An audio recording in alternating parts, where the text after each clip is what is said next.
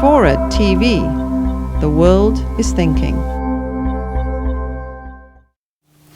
Well, speaking of radical labor, you're joining another San Francisco attorney in presidential politics. 1952, Attorney Vincent Hallinan got the nomination to it was a Labor Party. He got the nomination while he was sitting in prison, serving a 6-month sentence for contempt of court when he represented famed labor leader Harry Bridges. In that campaign, I think he got around 100,000 votes or so. His running mate was the first black woman to ever run in presidential politics, Carlotta Bass. And I was wondering if you could talk, not necessarily about that campaign, but what are some of the things that third parties have brought to American politics historically? Well, Vince Hallinan was the standard bearer that year for a party that Henry Wallace had been the candidate for in 1948. And Wallace had been a vice president to Roosevelt. And they were really they were fighting over things like Taft-Hartley, ironically. And, but the third party movement is responsible for some great things. I mean, the end of slavery has got to be the biggest accomplishment. And where the Free Soil Party and the Liberty Party failed, the Republican Party emerged because the Whigs and Democrats supported the institution of slavery.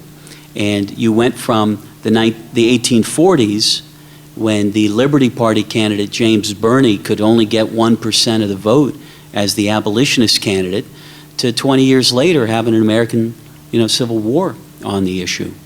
Or you look at the early 20th century with Eugene Debs running for president, and one of the things he fought for was the right of women to vote.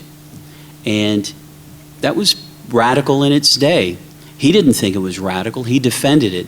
He would walk into rooms of men and defend the right of women to vote, and 5 out of 100 would agree with him. And he was a trivial candidate that you would be throwing your vote away if you voted for him, apparently, or to some. But I think differently, and I think history is very good to him.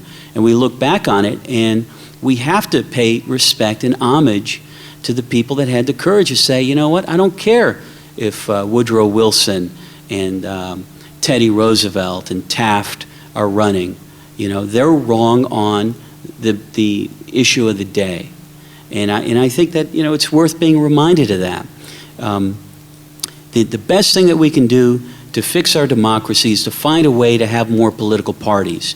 And it's not going to lead to a parliamentary system where you don't elect the president, you just, by proportion, select your Congress and then let the parties try to find a majority by partnering up with other parties that they ideologically disagree with. See, we could still elect our president by a national popular vote, and then the president would go and interact with a Congress that was elected through proportional representation or something like that. And of course, to pass laws, you'd have to get a majority of the votes there. But you wouldn't have to have a majority coalition to select the prime minister or the president or anything like that. So I don't think it would quite be as unstable as the adherents to the two-party system want to believe that it would.